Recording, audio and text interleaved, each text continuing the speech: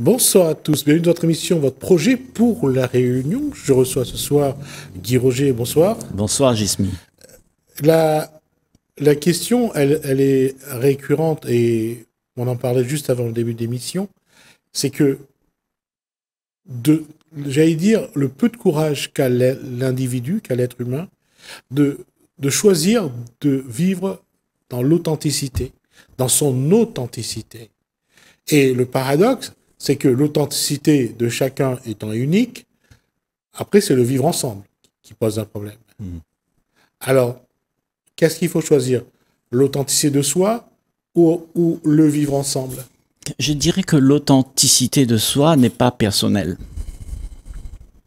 Ah, c'est un paradoxe. Oui, parce que l'authenticité de soi, c'est ce qu'il y a de commun. Si tu arrives à être authentique, tu touches à la source même de ce que l'homme est. Tu vois? Et en fait, ça fait de toi authentique. Puisque ce que tu n'es pas authentique, c'est quand tu essayes de vivre une vie qui n'existe pas. En fait, tu voudrais vivre la vie que tu aimes. Et ça, là, il n'y a plus d'authenticité. Alors, je vais mettre les pieds dans le plat tout de suite. On a appris à l'individu que la vie, c'est comme ça. Alors, toute sa prime jeunesse, son adolescence, quand il rentre dans son premier travail, on lui dit toujours, on met toujours le cadre pour qu'il soit comme ça. À quel moment l'individu doit prendre conscience qu'il a été conditionné, qu'il a été façonné, qu'il n'est qu'un robot qui suit une façon d'être? Gismi, je vais te dire, c'est un miracle si on peut s'en apercevoir. Et tu ne peux que t'en apercevoir si tu réalises que ça, il y a quelque chose qui cloche. Mais c'est bien. Et c'est à ce moment-là que ça va se passer. Oui, mais quand il y a le mal-être, quand quelqu'un n'est plus bien dans son travail, qui n'est plus bien dans sa famille, qui n'est plus bien dans ce qu'il est lui, à quel moment il va prendre conscience qu'il n'est pas sur son bon chemin de vie? Ben, je ne sais pas s'il y a un chemin qui est bon ou pas bon. Non. Quand je dis le chemin de vie, c'est qu'il est en accord avec lui-même. Oui. Un chemin de vie, c'est être vraiment dans ce qu'il doit être et vivre ce qu'il doit vivre. Ben, ce qu'il doit vivre, c'est quelque chose de paradoxal encore, puisqu'on ne doit rien vivre. Ben, on est juste ce qu'on est. Mais on a peur de ne pas être ça. Parce que si tu es cela, alors ça veut dire que tu n'existes pas au regard du monde. Ben, justement, pour quelqu'un comme Guy Roger qui crie toujours au plus haut des cieux qu'il faut être soi-même et être ce qu'il est, c'est bien ça. Ouais. Et s'il ne vit que dans le monde qui le façonne, qui le conditionne, il n'est pas lui. C'est ça. Je deviens ce que le monde attend de moi. Et en fait, si j'accepte ça, alors je ne vois plus, je n'ai plus la raison. Je perds conscience de ce que je suis pour de vrai, puisque je vais obéir à la dictate de ce qu'on me demande d'être. Et ça, c'est le grand problème de nos sociétés, parce que toute la société te dit comment tu dois être. Et qu'est-ce que tu dois faire? Tu dois réussir, tu dois parvenir à arriver quelque part. Il y a un but, dit-on. Et toi, toute ta vie, ben, tes parents vont te pousser à avoir ce but-là. Pas seulement les parents, toute la société. Toute la société entière. Toute la société. Une volonté collective. L'école, les gens qu'on rencontre dans les différents moments qu'on vit. Il faut toujours bien travailler, il faut toujours avoir de bonnes notes, il faut toujours... c'est comme ça qu'on nous a... On va dire qu'il y a une volonté collective qui nous pousse à faire des choses comme d'habitude et personne ne doit faire autrement. Parce que si tu fais autrement, tu vas contre la société. Il y a un problème ou il y a deux problèmes. Soit on attend d'arriver à un certain moment pour prendre conscience qu'on n'est pas dans ce que nous sommes vraiment. Ouais. Soit on prend conscience que depuis le début, on est manipulé. Ouais. Quelle est la bonne posture? Les deux. Les deux marchent ensemble. Parce que quand tu t'aperçois que tu as été manipulé, ben, tout de suite, il y a quelque chose qui se passe en toi et tu sais que quelque chose cloche. Et il y a tout un système qui se fait, tu vois, dans ton être et qui commence à se douter, à poser des questions et à à observer la réalité qu'il y a et de s'apercevoir qu'il y a quelque chose qui cloche. Quand tu vois la guerre là-bas, tu sais qu'il y a quelque chose qui cloche quand même, c'est pas normal. L'autre paradoxe, c'est qu'on a toujours écouté nos dirigeants, ceux qui dirigent notre pays. On a toujours suivi ces gens-là, pensant que c'était des leaders, c'est des gens bien. Et plus ça va, plus on grandit, plus on découvre que ces soi-disant leaders, soi-disant guides, ben finalement, ils sont encore pires que... Oui, mais ça commence comment? Ça commence par ton papa, ta maman, qui te raconte l'histoire du Père Noël. Tu dis, oh, mais je ne peux pas désobéir à mon père, je le crois, il m'a dit ça, et puis il m'a donné les moyens pour réussir. Donc, je l'adore, mon père, tu vois. Même peut-être qu'il est un alcoolique, il peut te battre, mais c'est mon père, tu vois, je dois obéir, parce que, tu vois, c'est la dictate de nos sociétés. On doit obéir à l'autorité parentale, à l'autorité judiciaire, à l'autorité chrétienne ou musulmane ou tout ça. Ce sont des autorités sur nous. Et moi, je dis, est-ce que ces autorités-là, tu peux t'en défaire pour voir qu'est-ce qu'il y a au-delà de l'autorité? Et pour ça, il ne faut pas avoir peur. Est-ce qu'il faut se défaire de l'autorité ou est-ce qu'il faut se défaire de soi, finalement? Oui, de soi. De soi qui a cru. Parce que si tu crois plus, tu es libre. Tu n'as pas besoin de poursuivre tout ce qu'on te dit de faire. Et tu cesses de le faire.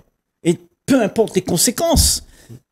Mais si tu sais que ce que tu fais est faux, et il y a des conséquences, bien sûr, puisque tu seras plus accepté dans cette société-là, on va te mettre de côté. Et bien, si tu sais que c'est pas ça ta vie, ben tu le fais malgré tout, et peu importe les conséquences. Mais la plupart d'entre nous, on a appris à avoir une zone de confort, parce que tout ce qu'on t'offre dans cette société-là, c'est un bien-être, il faut réussir, et quand tu as réussi, ben, tu as gagné tout ce que tu as besoin, ce que la société propose. Le dernier petit cri téléphone, il faut se marier, avoir des enfants, la belle maison, la belle voiture, tout ça, c'est la société qui nous le propose. Et la société, c'est nous-mêmes. Nous le proposons nous-mêmes, nous nous promettons d'avoir ça. Et donc, cette promesse que on se fait à soi-même, c'est un mensonge qu'on se fait à soi-même, parce qu'on ne sait pas qui on est. On croit qu'il faut devenir ce qu'on n'est pas. Et ce que tu deviens à ce moment-là, eh ben, c'est un danger pour toi, pour les autres. Parce que c'est de l'arrogance, ça. Celui qui veut se faire valoir, il est arrogant. Il va s'imposer, il va te dire, mais moi, je ne pense pas comme toi, il faut que tu penses comme moi, parce que c'est plus logique. Il y a des millions de personnes qui pensent comme ça. Toi, tu es tout seul à penser comme ça, tu nous rejoins. Et c'est comme ça qu'on a fait en sorte que les gens soient esclaves d'une dictate que tout le monde propose et tout le monde dit, c'est ça la vérité. Va se poser le problème dans l'évolution que le regard de l'individu change. Ce qu'il voyait bien et qui le rendait heureux, ou du moins il croyait qu'il était heureux, à un moment ou à un autre, son regard sur cet élément-là va changer. C'est ça. Parce que déjà, il ne ressent plus les choses de la même façon, ouais. Il va découvrir d'autres émotions, et il se rend compte que ce qu'il croyait un élément de son bonheur, entre guillemets, en fait, est un élément de son mal-être. C'est ça. Alors, donc il a vu déjà, tu as raison de dire ça, parce qu'en fait, il a vu déjà l'illusion de ce qu'il pensait être. Il a vu l'illusion. Ça arrive à tout le monde, tous les jours. Nous changeons tous les jours. Nous évoluons. Hein? Non, pas nous changeons. Changeons, ça ne veut pas dire évoluer. Parce que évoluer, c'est technologiquement, on avait évolué, tous les êtres humains sur la planète Terre. On a évolué technologiquement. Mais on n'a jamais évolué, si tu veux, avec le cœur. C'est-à-dire qu'on est toujours mesquin, on est toujours menteur. Ça n'a jamais évolué. Depuis l'homme de Cro-Magnon, ça a toujours été comme ça. Et je dis que ça, si on n'a pas changé ça, si on n'a pas vu ça, ben ça va toujours se répéter. Il y aura il n'y a pas autre chose. Ça va toujours se répéter. Et tout le monde va rester dans ces carcans-là. Et on va le répéter, jusqu'à ce que, parce que quand on fait ça, on va au mur. Et c'est quand on touche le mur, quand on sent qu'il y a quelque chose qui ne va pas, c'est là peut-être qu'on commence à réfléchir et dit c'est la mauvaise direction. Et la plupart d'entre nous sur cette planète Terre, eh ben, on va réaliser seulement, pour la plupart, quand il y a une catastrophe. Bah, dans la vie, c'est malheureusement, quand on regarde le cheminement d'un être humain, Ouais. c'est quand arrive une catastrophe qu'il prend conscience qu'il y a quelque chose qui ne va pas. Exactement. Mais tant qu'il n'y a pas cet événement-là, pour lui, il est sur la bonne route, il continue, C'est ça. il vit son petit bonheur. Donc, celui qui sait écouter, il peut entendre celui qui est déjà tombé dans la catastrophe. Il peut entendre parce qu'on est des êtres humains de communication, on se parle entre nous. Et si tu comprends que tout ce qui est arrivé à cette personne-là, eh ben, c'est parce qu'il s'est mis dans une position où il souffre. Et toi, si tu as vu ça, c'est comme quand tu vois un alcoolique sur le bord de la route, tu sais, à côté les boutiques chinois, là, ils sont partis un peu comme ça. Et tu n'as pas besoin d'aller boire un coup pour savoir comment ils sont. Tu n'as pas besoin d'être ça. Donc, tu apprends aussi des autres. C'est ça. C'est pour ça qu'on a besoin de se communiquer. On a besoin de se parler sincèrement et entendre. Tu sais, écouter. Tu vois? Ça, c'est l'erreur, justement. Que? Bah parce que les gens n'écoutent pas, les gens parlent, mais les gens n'écoutent pas. Les gens ne prennent pas le temps d'écouter. Et on le sait depuis des décennies maintenant, que les gens aiment bien s'exprimer, mais prendre le temps de s'asseoir, d'écouter, d'entendre et de comprendre, dans la réalité, c'est plus complexe. Je comprends ça. Ouais. Dans la réalité, c'est comme ça. Ouais. Mais tu vois, il y a parmi tous ces gens, comme tu disais, comment faire pour... à quel moment faut-il avoir pour pouvoir sortir de tout ce carcan?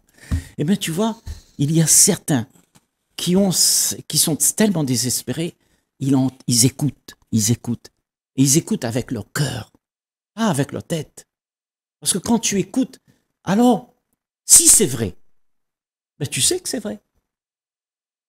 Parce que la vérité n'est pas dans ce qu'on dit, mais dans ce que tu ressens. Si tu sais que c'est vrai, ben c'est pour toi, c'est OK. Tu as compris. Oui, il y a deux éléments. D'abord, la certitude d'être sur la posture qu'on doit être pour soi. Ça, c'est la première. L'autre élément, et souvent c'est ce qui est le plus perturbant, c'est qu'on veut essayer d'exister en tant que tel, mais avec les autres.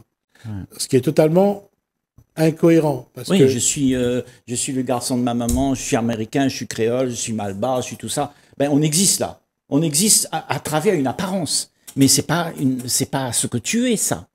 Ce que tu es n'a rien à voir avec ça. N'a rien à voir avec l'apparence. Alors, qu'est-ce qu'il y a derrière l'apparence?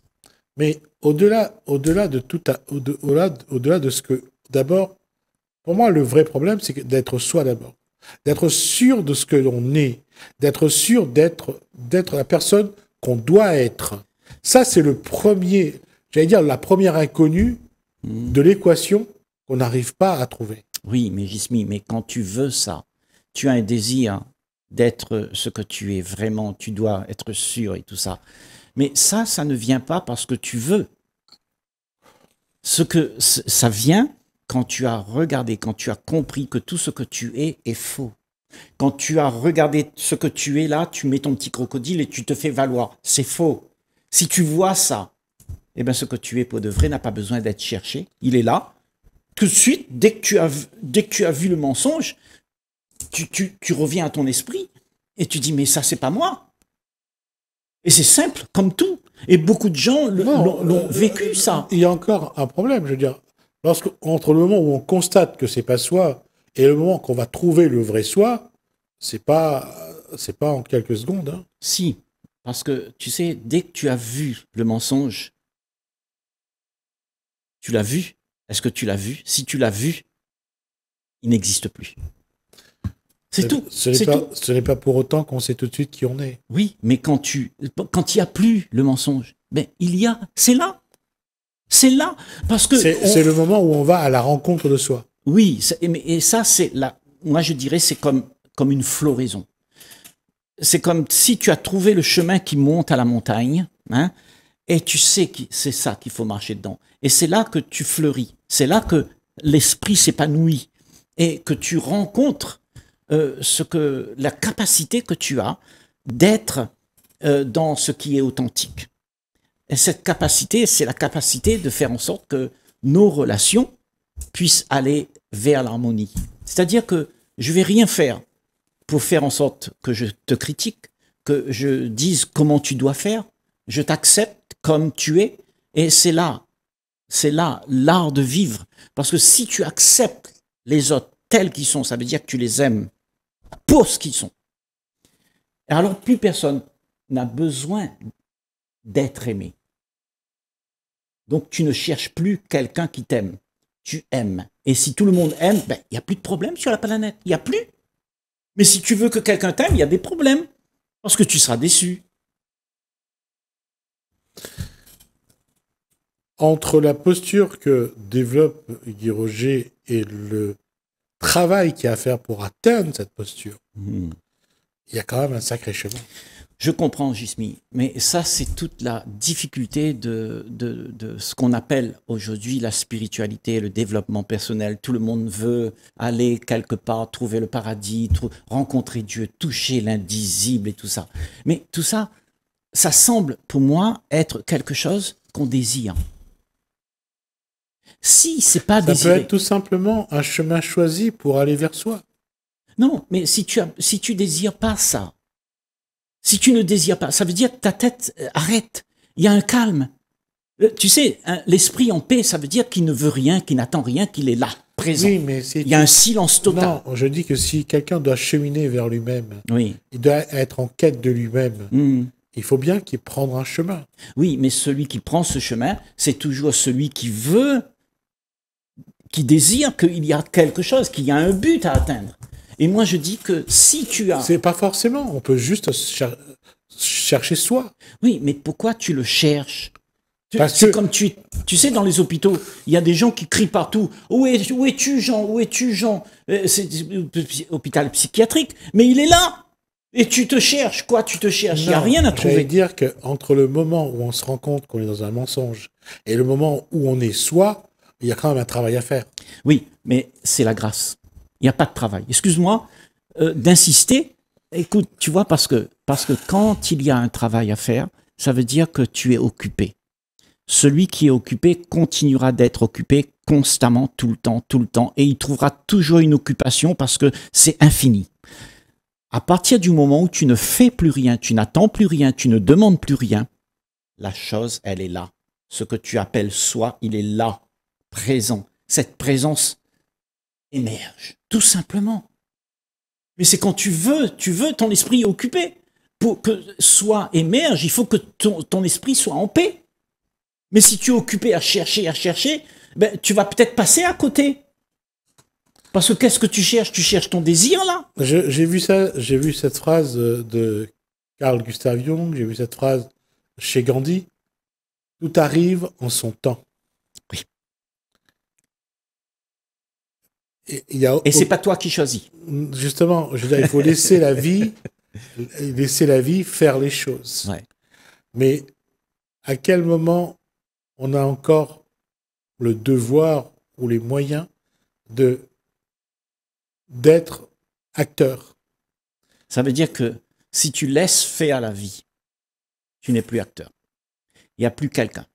Il n'y a plus quelqu'un qui veut. Tu laisses être. Tu lâches prise.